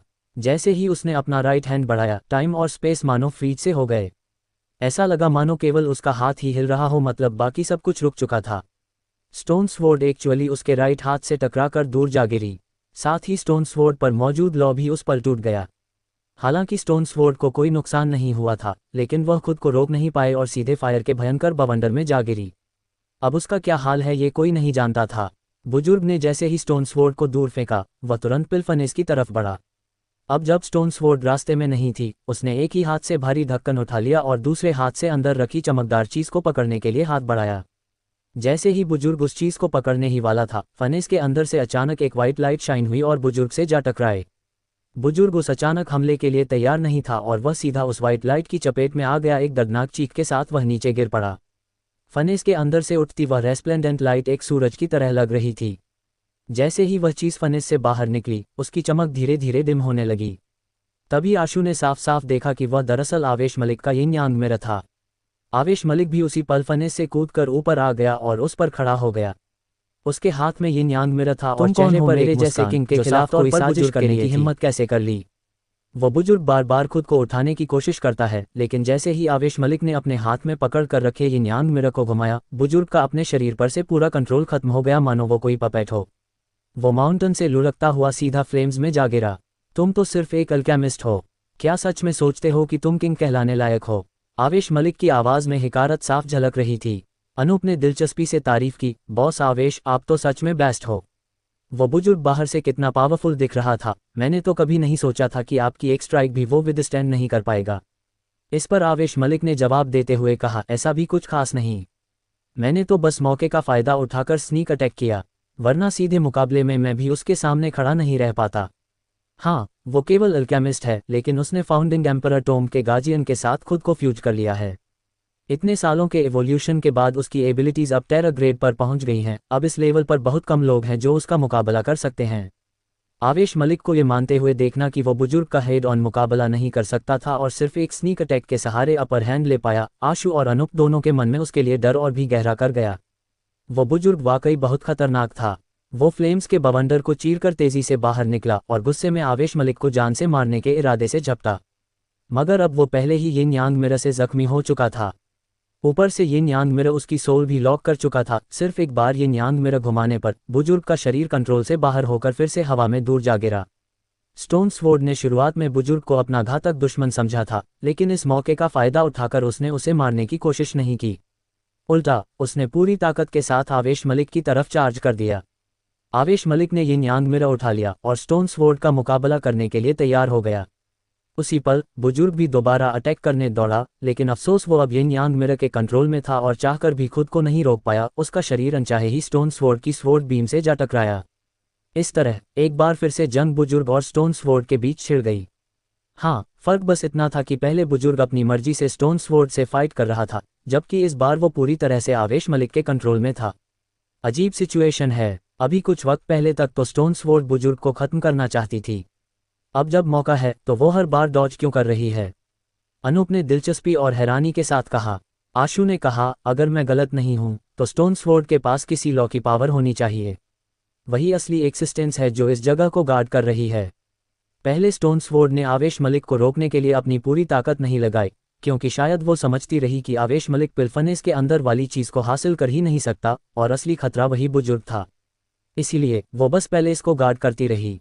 लेकिन अब स्टोन स्वॉर्ड को एहसास हो गया है कि आवेश मलिक उस बुजुर्ग से भी बड़ा खतरा है और वो अकेले आवेश मलिक को हैंडल नहीं कर सकती। वो आवेश मलिक को पिलफनेस के अंदर मौजूद चीज पाने से रोक सकती, ऐसा भी अब नहीं लग रहा। इसी वजह से वो बुजुर्ग को नहीं मार रही। उसे उम्मीद है कि बुजुर्ग आवेश मलिक के कंट्रोल से निकल पाए और एक ट्राइपार्टाइट सिचुएशन बन जाए, आशु ने थोड़ी देर सोचने के बाद कहा। अनूप की आंखों में चमक आ गई। उसने अपनी आवाज़ हल्की कर ली और एक मिस्टिक टेक्निक से मैसेज भेजा ताकि सिर्फ आशु ही सुन सके। अब जब ये दोनों एक दूसरे को रोक रहे हैं, क्या हमारे पास मौका है कि हम पिलफनेस की वो चीज़ चुरा लें? इसी पल फनेस के अंदर फिर से एक और लाइट शाइन हुई। ये लाइट उस नकली लाइट से एकदम अलग थी जो आवेश मलिक ने यिन यांग मिरर से दिखाई थी। इसमें जैद जैसी गर्माहट थी, लेकिन वो गर्म फनेस में भी एक ताजगी देने वाला एहसास दे रही थी। पिलफनेस के बाहर ही विंड और फायर इतनी पावरफुल है, अंदर की फ्लेम्स तो और भी ज़्यादा टेरिफाइंग होंगी। मुझे लगता है कि मिथिकल कवच भी वहाँ सर्वाइव नहीं कर पाएगा। अगर हम अंदर गए तो राख बन जाएंगे। आखिर हम वो चीज़ वहाँ से निकालें तो कैसे? आशु ने कहा। अनूप घमंड से बोला, मेरी स्टार स्टीलर बेमिसाल है। ऐसा क्या है जो मैं ना चुरा सकूं? फिर उसने मुस्कुराकर कहा, क्यों ना हम मिलकर काम करें? पिलफनेस के अंदर की चीज़ मैं चुराऊंगा, तुम अपनी टेलीपोर्टेशन एबिलिटी और अर्थ एस्केप यूज़ करके मेरी हेल्प करना। जैसे ही हम बाहर आएंगे आइटम्स बराबर बराबर बांट लेंगे। आशु ने आवेश मलिक की तरफ देखा, जो अभी भी स्टोन स्वॉर्ड और बुजुर्ग के साथ जबरदस्त लड़ाई में उलझा हुआ था। ये देखकर कि उसे कोई फर्क नहीं पड़ा, जैसे उसने उनकी बातचीत को सुना ही ना हो, आशु ने सिर हिलाया और बोला, ठीक है। अनूप ने देखा कि आवेश मलिक पूरी ताकत से स्टोन स्वॉर्ड और उस बुजुर्ग से जूझ रहा था और उसके पास उसकी तरफ ध्यान देने का वक्त नहीं था। उसने बिना किसी हिचकिचाहट के अपनी उंगलियों की नोक पर एक तरह की रहस्यमयी स्टारलाइट जला दी। जैसे ही उसने उसे डायरेक्ट करी, ऐसा लगा मानो वो स्टारलाइट किसी ब्लैक होल से होकर गुजरी हो और गायब हो गई। अनूप ने दर्द से चीखते हुए अपना हाथ झटक लिया। उसकी उंगलियों की नोक पर वाइट फ्लेम्स बर्न हो रही थी। उसकी उंगलियों का फ्लैश पूरी तरह जल चुका था, जिससे वाइट बोन्स नजर आ रही थीं। इतना ही नहीं, वो फ्लेम्स बहुत तेजी से फैल रही थीं। पलक झपकते ही वो फ्लेम अनूप की हथेली तक पहुंचने वाली थी। अनूप कोई भी फैसला लेने में देर नहीं करता था। इसी आदत की वजह से उसने तुरंत अपनी बंद होती हुई उंगलियों को दूसरे हाथ से काट दिया। जैसे ही वो पांचों उंगलियां जमीन पर गिरी, वे एक ही पल में राख बन गईं। अगर वो जरा भी देर करता तो शायद अपना पूरा हाथ नहीं बचा पाता। आवेश मलिक हल्की हंसी के साथ बोला, यहाँ तक कि top fire elemental mythical companion beasts भी इस फनेस की फ्लेम को छूने की हिम्मत नहीं करते, और तुमने तो इसे पकड़ने की कोशिश की। हिम्मत तो है तुम में। अनूप का राइट हैंड अब बिना उंगलियों के था, सभी 5 उंगलियां कट चुकी थीं। आवेश मलिक की इस ताना मारती बात को सुनकर उसे तुरंत समझ आ गया कि वो उनकी हर हरकत पर नजर रखे हुए था। उसने उन्हें इसलिए नहीं रोका क्योंकि उसे पूरा यकीन था कि वो लोग उस पिलफनेस के अंदर की चीज को निकाल ही नहीं पाएंगे। अनूप को गुस्सा नहीं आया। उसने बस चुपचाप आशु को एक वॉयस ट्रांसमिशन भेजा, मैंने पिल फनेस के अंदर जो चीज़ है उसे हाथ से टच किया था। वो कोई पिल नहीं है, ये तो पक्का है। क्या है वो? आशु ने भी चुपचाप पूछा। पता नहीं, मैं सिर्फ उसका एक हिस्सा ही छू पाया। ऐसा लग रहा था जैसे कोई हैंडल हो, पर असल में क्या है ये नहीं कह सकता। मेरी उंगलियां तो बस छूते ही इस हाल में आ गईं। उसे कसकर पकड़ने की हिम्मत नहीं हुई, अनूप ने जवाब दिया। क्या वो कोई स्वॉर्ड या सबर हो सकती है? आशु ने पूछा। मुमकिन है, अनूप ने सिर हिलाया। वो दरअसल उस चीज़ को फने से बाहर खींचना चाहता था। भले ही उसे पूरी तरह ना निकाल पाता, लेकिन कम से कम आवेश मलिक को ये कहकर धमका सकता था कि अगर उसने उसकी आत्मा को ये न्यान मिरर से आज़ाद नहीं किया तो वो उस चीज़ को बर्बाद कर देगा। लेकिन अब वो चीज़ तो बाहर नहीं आई, उल्टा उसका हाथ जख्मी हो गया, तो अब उसमें कोई उम्मीद नहीं बची थी। अब मैं कोशिश करता हूँ, आशु ने कहा और फीएंड आर्मर टाइगर सोल जनरल को बाहर बुला लिया, लेकिन वो सीधे पिलफनेस की ओर नहीं बढ़ा। पिलफनेस की फ्लेम्स हद से ज़्यादा पावरफुल थीं। यहाँ तक कि फीएंड आर्मर टाइगर सोल जनरल भी शायद उन्हें बर्दाश्त नहीं कर सकता था। आशु ने फीएंड आर्मर टाइगर सोल जनरल को विंड और फायर वोटेक्स में छलांग लगाने का हुक्म दिया। जैसे ही वो बवंडर में दाखिल हुआ, उसकी पूरी बॉडी फायर और तेज़ हवाओं की चपेट में बुरी तरह से झूलने लगी। लेकिन तभी उसके शरीर पर मौजूद फीएंड आर्मर धीरे धीरे जगमगाना शुरू हो गया। उसके अंदर की पर्पल फ्लेम्स और भी तेज़ी से जलने लगीं। वो फ्लेम्स उसे नुकसान पहुंचाने के बजाय उल्टा उसे और भी ज़्यादा स्ट्रॉन्ग बना रही थीं। जब तक फीएंड आर्मर टाइगर सोल जनरल का फीएंड आर्मर बन होकर पूरी तरह से एमेथिस्ट जैसा दिखने लगा और उसका पूरा शरीर पर्पल फ्लेम्स से घिर गया, तब आशु ने उसे पिलफनेस की तरफ चार्ज करने का इशारा किया। आवेश मलिक ने बस एक कोल्ड नज़र से उसकी तरफ देखा, लेकिन उसे रोका नहीं। वो अब भी बुजुर्ग और स्टोन स्वॉर्ड को ब्लॉक कर रहा था और उसी दौरान फीएंड आर्मर टाइगर सोल जनरल को फनेस की तरफ जाने दिया। जैसे ही फीएंड आर्मर टाइगर सोल जनरल ने उन फ्लेम्स को टच किया, उसका फीएंड आर्मर तुरंत शाइन होना शुरू हो गया। जो पहले एमेथिस्ट की तरह था, वो अब तेजी से बढ़ते टेम्परेचर की वजह से पर्पल वाइट रंग में बदल गया। आर्मर के ऊपर से मैग्मा जैसा लिक्विड भी धीरे धीरे बहने लगा। फीएंड आर्मर टाइगर सोल जनरल का शरीर भले ही बेहद पावरफुल था और वो फ्लेम्स की पावर को बरो करने में भी कामयाब हो पा रहा था, लेकिन फिर भी वो फनेस की इन टेरिफाइंग फ्लेम्स को विदस्टैंड नहीं कर पा रहा था। आशु को क्लियरली सेंस हो रहा था कि फीएंड आर्मर टाइगर सोल जनरल की सोल दर्द से कराह रही है। वो पूरी तरह राख तो नहीं हुआ था, लेकिन जो तकलीफ वो झेल रहा था वो बर्दाश्त से बाहर थी। अगर वो और अंदर जाता तो किसी चीज़ को छूने से पहले ही उसका पूरा शरीर मेल्ट हो जाता। इसलिए आशु को उसे तुरंत पिलफनेस से बाहर निकालने का हुक्म देना पड़ा। हालांकि उसने उसे वापस नहीं किया, बल्कि उसे अपने पास खड़ा कर लिया। उसके शरीर पर जो फ्लेम्स जल रही थीं वो अब भी बेकाबू थीं, लेकिन मेल्ट होने की सिचुएशन थोड़ी सी स्टेबल होने लगी थी। भले ही कोई मिथिकल फायर एलिमेंटल किंग ही क्यों ना आ जाए, वो भी इस सनट्रू फ्लेम्स फनेस में पिघल जाएगा। किसी मिथिकल कंपेनियन बीस्ट पर भरोसा करके अंदर की चीज़ निकालने की कोशिश करना सिर्फ बेवकूफ़ी है, आवेश मलिक ने नाराज़गी भरे लहजे में कहा। जो चीज़ अंदर है वो तुम्हारे बस की नहीं है। आवेश मलिक खुद भी उसे लेने की कोशिश नहीं कर रहा था, मानो वो किसी चीज़ का इंतज़ार कर रहा हो। बुजुर्ग और स्टोन स्वॉर्ड लगातार उसे मारने की कोशिश कर रहे थे, लेकिन आवेश मलिक यिन यांग मिरर का इस्तेमाल करके उनसे खेलता जा रहा था। बुजुर्ग उस यिन यांग मिरर के कंट्रोल से बाहर निकलना चाहता था, लेकिन उसकी कोशिशें असरदार नहीं हो पा रही थीं। अचानक पिलफनेस से एक अजीब आवाज़ आई। वाह वाह! आशु ने गौर से सुना और उसका चेहरा तुरंत बदल गया। उसने अनूप की तरफ देखा और पूछा, तुमने तो कहा था कि अंदर कोई हथियार हो सकता है, फिर ये बच्चे के रोने की आवाज़ क्यों आ रही है? अनूप ने भी वो आवाज़ साफ साफ सुनी और घबरा गया। ये तो सही नहीं लग रहा। मैंने तो अंदर कुछ ऐसा पकड़ा था जो हैंडल जैसा लग रहा था, फिर ये बच्चे की आवाज़ कैसे? क्या वो हथियार स्पिरिट बन गया है? नामुमकिन है, शायद वो कोई कंपेनियन बीस्ट है, आशु ने सोचा। उसी पल आवेश मलिक ने आखिरकार खुद पहल की। एक हाथ में यिन यांग मिरर से वो स्टोन स्वॉर्ड और बुजुर्ग को रोके हुए था और दूसरे हाथ से उसने पिलफनेस के अंदर की ओर झपटा मारा। स्टोन स्वॉर्ड और बुजुर्ग को जैसे ये समझ आ गया कि अब फैसला लेने का वक्त आ गया है। स्टोन स्वॉर्ड पर अचानक लॉ की कई रोज अपीयर हो गईं। एक ही झटके में उन्होंने स्पेस को चीरते हुए आवेश मलिक के सीने की ओर जबरदस्त स्पीड से हमला कर दिया। बुजुर्ग ने भी अब अपनी जान दांव पर लगा दी। उसका पूरा शरीर भी क्रिस्टलाइन जैसा हो गया और वो एक चमकते हुए क्रिस्टल मैन की तरह आवेश मलिक की तरफ पूरी ताकत से चार्ज करने लगा। यिन यांग मिरर की पावर अब बुजुर्ग को कंट्रोल करने में नाकाम हो गई थी। आवेश मलिक की त्योरियां थोड़ी सिकुड़ गईं। उसके पास अब इतनी पावर नहीं थी कि वो फनेस के अंदर की चीज़ निकाल सके। उसने यिन यांग मिरर से स्टोन स्वॉर्ड का अटैक ब्लॉक किया और उसी की ताकत का इस्तेमाल करते हुए पीछे हट गया ताकि वो उस क्रिस्टल में ट्रांसफॉर्म हुए बुजुर्ग के अटैक को डॉज कर सके। जैसे ही बुजुर्ग ने देखा कि आवेश मलिक ने अटैक से बचते हुए पीछे हटने का रास्ता चुना है, उसने मौका देखकर पिलफनेस की तरफ तेजी से चार्ज किया। उसकी कोशिश थी कि वो अंदर की चीज को निकाल सके, लेकिन तभी स्टोन स्वॉर्ड ने अचानक टारगेट बदल लिया और सीधा बुजुर्ग के सिर पर स्लैश कर दिया, जिससे उसे पीछे हटने पर मजबूर होना पड़ा। आवेश मलिक ने दोबारा पिलफनेस की ओर चार्ज किया, लेकिन इस बार बुजुर्ग और स्टोन स्वॉर्ड दोनों की कंबाइंड फोर्सेज ने उसे फिर से रोक दिया। पिलफनेस के ऊपर वो दो आदमी और एक स्वॉर्ड की लड़ाई इतनी डेजिलिंग और इंटेंस थी कि अनूप और आशु की आंखें चौंधिया गईं। यहाँ तक कि आशु की तेज नज़र भी उनके मूवमेंट्स को पूरी तरह से ट्रैक नहीं कर पा रही थी। बहुत सी चीज़ें इतनी तेज हो रही थीं कि वो उन्हें साफ साफ देख भी नहीं सका। स्टोन स्वॉर्ड की स्वॉर्ड टेक्निक्स में कोई भी खास नहीं था। हर स्ट्राइक डायरेक्ट, एक्यूरेट मगर एक्सपेक्टेड लगती थी, लेकिन हर स्ट्राइक इतनी इंप्रेसिव थी कि उसके सामने खड़े होकर उसे नज़रअंदाज करना नामुमकिन था। उसके खिलाफ किसी भी तरह की चालाकी या ट्रिक काम नहीं करती थी। वहीं बुजुर्ग की मूवमेंट्स बिल्कुल ही अलग थीं। उसका पूरा शरीर क्रिस्टल जैसा था, लेकिन उसकी मूवमेंट टेक्निक्स बेहद वेरीड थीं। वो किसी घोस्ट की तरह इधर उधर घूम रहा था। आवेश मलिक दूसरों की स्ट्रेंथ बरो करने में माहिर था। उसकी अपनी स्ट्रेंथ स्टोन स्वॉर्ड और बुजुर्ग से कहीं ज़्यादा इंफीरियर थी, लेकिन यिन यांग मिरर की मदद से वो उनके अटैक्स की एनर्जी को पलटकर उन्हीं पर इस्तेमाल कर पा रहा था। इसी वजह से वो अब तक दोनों को रोके हुए था। लेकिन इन तीनों की लड़ाई के चलते अब तक कोई भी उस पिलफनेस के अंदर की चीज़ को निकाल नहीं पाया था। तीनों फोर्स टकराईं और आवेश मलिक क्रिस्टल में बदल चुका बुजुर्ग और स्टोन स्वॉर्ड विंड और फायर वोटेक्स में दूर जा गिरे। अब मौका है। आशु ने एक पल की भी देरी किए बिना फीएंड आर्मर टाइगर सोल जनरल को सन ट्रू फ्लेम्स फनेस की तरफ फिर से चार्ज करने का हुक्म दे दिया। साथ ही वो खुद भी उड़ता हुआ फनेस के मुंह के काफ़ी करीब पहुंच गया। आशु के हुक्म पर फीएंड आर्मर टाइगर सोल जनरल सीधे फनेस के अंदर कूद गया। जैसे ही वो अंदर गया, उसकी बॉडी उन टेरिफाइंग फ्लेम्स में तेजी से मेल्ट होने लगी।